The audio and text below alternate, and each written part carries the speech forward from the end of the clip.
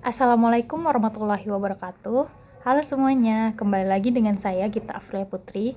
Di sini saya akan membahas 4 topik utama untuk hari ini. Yang pertama, apakah Vatikan memenuhi syarat untuk disebut sebagai negara? Yang kedua, apa saja syarat-syarat pembentukan negara?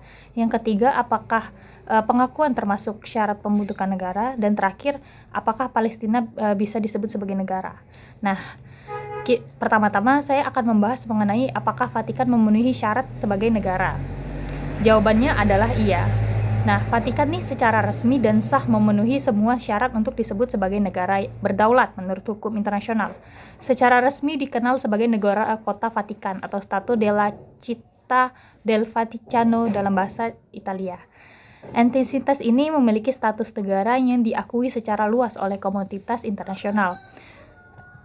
Nah, apa saja sih pemenuhi syarat-syarat mengenai negara Vatikan ini? Yang pertama adalah wilayahnya jelas dan terdefinisi. Nah, Vatikan memiliki wilayah yang sangat kecil, namun batas-batasnya ditetapkan secara tegas melalui perjanjian Lateran tahun 1929 antara Tahta Suci dan Kerajaan Italia. Wilayah ini mencangkup area luas sekitar 44 hektar atau 0,44 km persegi yang terletak di dalam kota Roma, Italia. Batas-batasnya ditandai dengan tembok-tembok dan struktur fisik lainnya, sehingga tidak ada keraguan mengenai area di mana negara ini menjalankan kedaulatannya. Selain wilayah darat, Vatikan juga memiliki kedaulatan atas ruang udara di atas wilayahnya dan beberapa properti di luar batas fisiknya di Roma, seperti Basilika Santo Petrus, beberapa gereja, dan gedung-gedung administrasi yang memiliki status ekstrateritorial. Selanjutnya, penduduknya yang menetap secara tetap. Meskipun jumlah penduduk sangat sedikit dibandingkan dengan negara lain, sekitar 800 orang pada tahun-tahun terakhir, terdapat kelompok orang yang menetap secara tetap di wilayahnya. Penduduk ini terdiri dari, yang pertama ada warga negara Vatikan, sebagian besar adalah anggota klerus, biarawan, biarawati, dan personel garda Swiss yang bertugas di sana. Warga negara Vatikan diberikan berdasarkan tugas dan fungsi yang dijalankan di Tahta Suci atau negara Vatikan, dan biasanya hilang ketika seseorang berhenti dari tugasnya. Yang kedua ada penduduk asing. Beberapa orang yang tinggal di wilayah Vatikan tanpa memiliki kewarganegaraan Vatikan biasanya karena tugas-tugas gerejawi atau administratif. Meskipun jumlahnya sedikit, keberadaan penduduk yang menetap ini memenuhi syarat adanya kelompok manusia yang menjadi subjek hukum negara tersebut. Selanjutnya, pemerintah yang terorganisir dan berdaulat. Vatikan memiliki sistem pemerintahan yang struktur, terorganisir, dan memiliki kekuasaan untuk membuat dan menegakkan hukum di wilayahnya. Struktur pemerintahannya adalah sebagai berikut. Yang pertama ada kepala negara. Kepala negaranya adalah paus yang juga merupakan kepala gereja Katolik Roma, pemegang kekuasaan tertinggi di negara Vatikan. Paus memiliki kekuasaan legislatif, eksekutif, dan yudikatif yang dapat dijalankan secara langsung atau melalui lembaga-lembaga yang ditunjukkannya. Nah, selanjutnya ada lembaga legislatif, Dewan Negara Vatikan, Pontifical Commission for the State of Vatican City yang bertugas menyusun dan mengesahkan undang-undang negara. Selanjutnya ada lembaga eksekutif, pemerintah negara Vatikan yang dipimpin oleh seorang gubernur yang bertanggung jawab atas pelaksanaan undang-undang dan administrasi sehari-hari negara. Selanjutnya ada lembaga yudikatif, pengadilan-pengadilan negara Vatikan yang bertugas menegakkan hukum dan menyelesaikan sengketa yang terjadi di wilayahnya. Pemerintahan ini beroperasi secara mandiri dan tidak tunduk pada kekuasaan negara lain, menunjukkan adanya kedaulatan internal yang nyata. Kemampuan untuk menjalankan hubungan internasional. Vatikan memiliki kemampuan penuh untuk menjalani hubungan diplomatik dengan negara lain dan berpartisipasi dalam organisasi internasional. Meskipun Tahta Suci yang merupakan entitas terpisah namun terkait erat dengan negara Vatikan, yang biasanya mewakili negara dalam berhubungan internasional. Hal ini dilakukan atas nama negara Vatikan. Beberapa bukti kemampuan menjalankan hubungan internasional antara lain yang pertama ada memiliki perwakilan diplomatik atau kedubes di lebih dari 180 negara di dunia. Kedua, menerima perwakilan diplomatik dari negara-negara lain di wilayahnya. Ketiga, menjadi anggota beberapa organisasi internasional seperti Perserikatan Bangsa-Bangsa atau PBB sebagai pengamat tetap, Organisasi Perdagangan Dunia atau WTO, dan Organisasi Internasional untuk Standarisasi atau ISO yang mampu mengadakan perjanjian internasional, perjanjian bilateral dan multilateral dengan negara lain dan organisasi internasional. Semua faktor ini menunjukkan bahwa Vatikan memenuhi semua syarat-syarat yang ditetapkan oleh hukum internasional untuk menjadi sebuah negara berdaulat. Maka dari itu, kita bisa menyebut Vatikan sebagai negara. Nah, yang kedua, saya akan membahas mengenai syarat-syarat membentukkan negara. Menurut hukum internasional yang diakui secara umum, terutama yang tercantum dalam Konvensi Montevideo tentang Hak dan Kewajiban Negara tahun 1933, terdapat 4 syarat utama yang harus dipenuhi untuk pembentukan sebuah negara. Syarat-syarat ini dianggap sebagai elemen dasar yang tidak dapat dipisahkan dari keberadaan sebuah negara. Yang pertama ada wilayah yang jelas dan terdefinisi. Sebuah negara harus memiliki wilayah yang memiliki batas-batas yang jelas, baik itu batas darat, laut, maupun udara. Wilayah ini adalah ruang fisik di mana negara menjalankan kedaulatannya dan di mana hukum negara berlaku. Batas-batas wilayah dapat ditetapkan melalui perjanjian internasional, keputusan pengadilan internasional, atau berdasarkan penggunaan dan penguasaan yang telah berlangsung lama dan diakui oleh negara lain. Meskipun batas-batas wilayah mungkin masih menjadi sengketa di beberapa bagian, selama ada area inti yang jelas dan tidak diperdebatkan, syarat ini dapat dianggap terpenuhi. Wilayah negara juga mencakup tanah di bawah permukaan tanah, perairan teritorial, landas kontinen, dan ruang udara di atasnya. Yang kedua, penduduk yang menetap secara tetap. Harus ada sekelompok orang yang menetap secara tetap di wilayah negara tersebut dan menjadi warga negara yang diatur oleh hukum negara tersebut. Jumlah penduduk tidak ditentukan secara spesifik oleh hukum internasional. Yang penting adalah adanya kelompok manusia yang cukup untuk membentuk masyarakat yang dapat diatur oleh pemerintah negara. Penduduk ini dapat terdiri dari berbagai kelompok etnis, agama, atau budaya, tetapi mereka harus memiliki ikatan dengan negara tersebut, baik melalui kewarganegaraan, tempat tinggal, atau ketergantungan pada hukum negara. Penduduk yang menetap juga berarti bahwa mereka tidak hanya berada di wilayah tersebut secara sementara, tetapi memiliki nilai untuk tinggal di sana dalam jangka waktu yang lama. Ketiga, pemerintahan yang berdaulat dan terorganisir. Sebuah negara harus memiliki lembaga pemerintahan yang terorganisir, memiliki kekuasaan untuk membuat dan menegakkan hukum, serta menjalankan fungsi-fungsi pemerintahan yang diperlukan untuk mengatur masyarakat.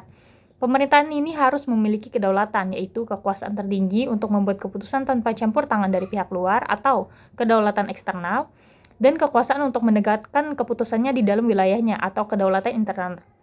Struktur pemerintahan dapat bervariasi dari satu negara ke negara lain, misalnya demokrasi, monarki, republik, dan lain-lain sebagainya. Tetapi yang penting adalah adanya lembaga yang berwenang dan mampu menjalankan fungsi-fungsi pemerintahan secara efektif. Pemerintahan juga harus memiliki kemampuan untuk mengontrol wilayah negara dan menjaga ketertiban umum di dalamnya. Keempat, ada kemampuan untuk menjalankan hubungan internasional. Sebuah negara harus memiliki kemampuan untuk menjalin hubungan dengan negara lain, mengadakan perjanjian internasional, dan berpartisipasi dalam organisasi internasional. Kemampuan ini menunjukkan bahwa negara tersebut diakui oleh komunitas internasional sebagai entitas yang berdaulat dan memiliki hak dan kewajiban dalam hukum internasional. Kemampuan untuk menjalankan hubungan internasional juga berarti bahwa negara tersebut memiliki kekuasaan untuk membuat perjanjian yang mengikat secara hukum dengan negara lain, lalu mengirim dan menerima perwakilan diplomatik, dan menjadi anggota organisasi internasional. Meskipun sebuah negara mungkin belum diakui oleh semua negara di dunia, selama ia memiliki kemampuan untuk menjalin hubungan dengan sebagian besar negara dan berpartisipasi dalam organisasi internasional, syarat ini dapat dianggap terpenuhi. Selain 4 syarat utama tersebut, beberapa teori ilmu negara juga menyebutkan faktor-faktor lain yang dapat mempengaruhi pembentukan negara seperti adanya keinginan atau kesepakatan dari penduduk untuk membentuk negara, adanya sejarah dan budaya yang sama, serta adanya sumber daya alam yang cukup untuk mendukung keberlangsungan negara. Namun, faktor-faktor ini bukanlah syarat mutlak menurut hukum internasional, dan keberadaan negara biasanya ditentukan berdasarkan pemenuhan 4 syarat utama di atas. Selanjutnya kita akan membahas tentang apakah pengakuan termasuk syarat-syarat negara. Tadi saya ada sedikit meng-highlight bahwa pengakuan juga termasuk syarat-syarat negara. Nah, sebenarnya jawaban atas pertanyaan ini masih menjadi perdebatan di antara ahli hukum internasional dan ilmu negara, dan terdapat 2 pandangan utama yang berbeda mengenai hal ini, yaitu teori konstitutif dan teori deklaratif. Yang pertama, kita akan membahas mengenai teori konstitutif. Menurut teori ini, pengakuan dari negara lain merupakan syarat mutlak untuk pembentukan sebuah negara. Sebuah entitas baru hanya menjadi negara jika diakui oleh negara-negara lain, terutama negara-negara yang sudah mapan dan diakui secara internasional. Pengakuan ini dianggap sebagai elemen yang membentuk keberadaan negara secara hukum internasional.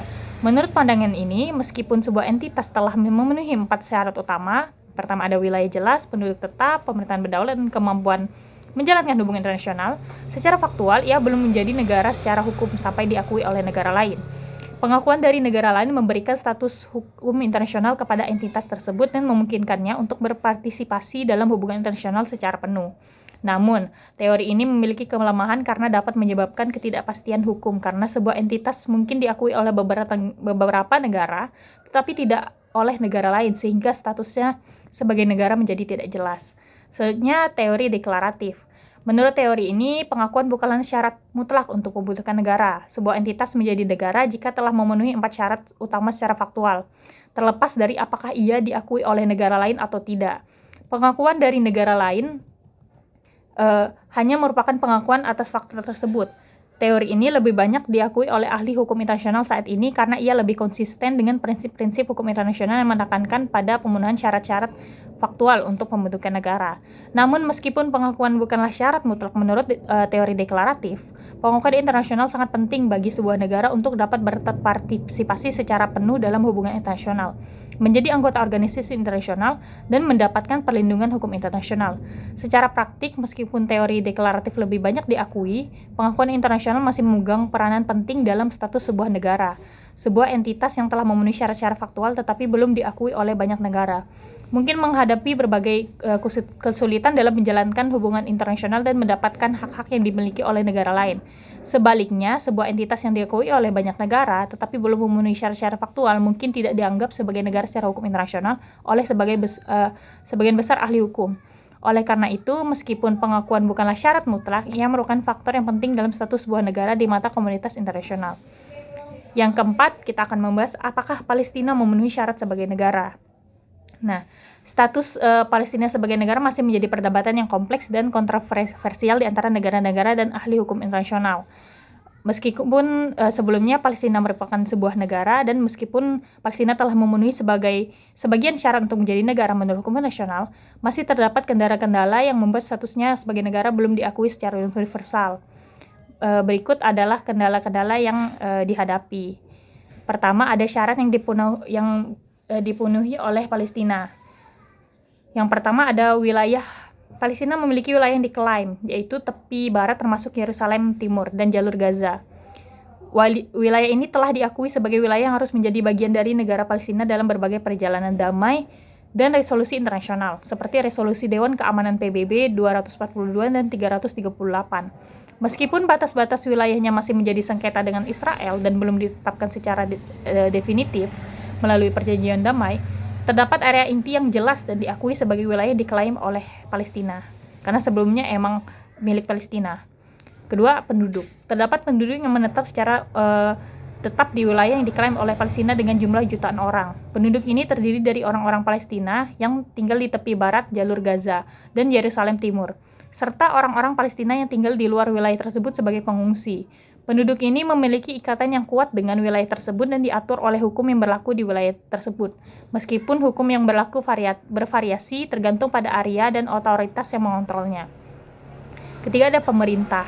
Palestina memiliki Otoritas Palestina atau PA yang didirikan berdasarkan Perjanjian Oslo tahun 1993 antara Organisasi Pembebasan Palestina (PLO) dan Israel. Otoritas Palestina berfungsi sebagai pemerintahan sementara di sebagian wilayah di tepi barat dan jalur Gaza dan memiliki kekuasaan untuk membuat dan menegakkan hukum di wilayah-wilayah tersebut. Otoritas Palestina juga memiliki lembaga-lembaga pemerintahan yang terorganisir seperti Dewan Legislatif, Eksekutif, dan Yudikatif. Meskipun terdapat perpecahan politik antara kelompok Fatah yang memegang kekuasaan di tepi barat dan kelompok Hamas yang memegang kekuasaan di jalur Gaza, otoritas di Palestina masih diakui sebagai pemerintahan yang sah yang mewakili rakyat Palestina oleh sebagian besar negara di dunia. Nah, syarat-syarat yang masih diperdebatkan dan kendala-kendala yang dihadapi. Yang pertama, kedaulatan penuh. Palestina belum memiliki kedaulatan penuh atas wilayahnya karena adanya kehadiran militer Israel di sebagian wilayah tepi barat dan pembatasan yang diberlakukan oleh Israel terhadap pergerakan dan aktivitas Palestina. Israel juga mengontrol perbatasan udara dan laut di wilayah yang diklaim oleh Palestina, sehingga Palestina tidak memiliki kendali penuh atas wilayahnya. Selain itu, status Yerusalem masih menjadi sengketa dengan Israel mengklaim Yerusalem sebagai ibu kotanya yang tidak terpisahkan dan Palestina mengklaim Yerusalem Timur sebagai ibu kotanya. Pengakuan internasional. Meskipun Palestina telah diakui sebagai negara oleh lebih dari 130 negara di dunia dan telah menjadi anggota beberapa organisasi internasional seperti UNESCO dan WHO. Masih ada beberapa negara termasuk negara-negara besar seperti Amerika Serikat, Israel, dan beberapa negara Eropa yang belum mengakui Palestina sebagai negara berdaulat penuh. Penolakan pengakuan ini biasanya didasarkan pada alasan keamanan, politik, dan hukum, serta pandangan bahwa status Palestina sebagai negara harus ditetapkan melalui perjanjian damai dengan Israel. Selanjutnya ada kemampuan untuk menjalankan hubungan internasional. Meskipun Palestina memiliki kemampuan untuk menjalin hubungan internasional dengan negara lain dan berpartisipasi dalam organisasi internasional, kemampuan ini masih terbatas karena statusnya yang belum diakui secara universal. Palestina tidak memiliki keanggotaan penuh di PBB dan hanya memiliki status pengamat sebagai entitas non-negara. Selain itu, Palestina menghadapi kesulitan dalam mengadakan perjanjian internasional dan menjalankan hubungan dengan diplomatik secara penuh, karena pembatasan yang diberlakukan oleh Israel dan penolakan pengakuan dari beberapa negara. Secara keseluruhan, meskipun Palestina telah memenuhi syarat sebagai untuk menjadi negara menurut hukum internasional, masih terdapat kendala-kendala yang signifikan yang membuat statusnya sebagai negara masih menjadi perdebatan di tingkat internasional. Penyelesaian masalah status Palestina sebagai negara kemungkinan akan membutuhkan perjanjian internasional yang komprehensif antara Palestina dan Israel serta pengakuan internasional yang luas. Maka dari itu saja penjelasan dari saya. Semoga konflik Palestina dan Israel tetap cepat selesai dan terima kasih. Assalamualaikum warahmatullahi wabarakatuh.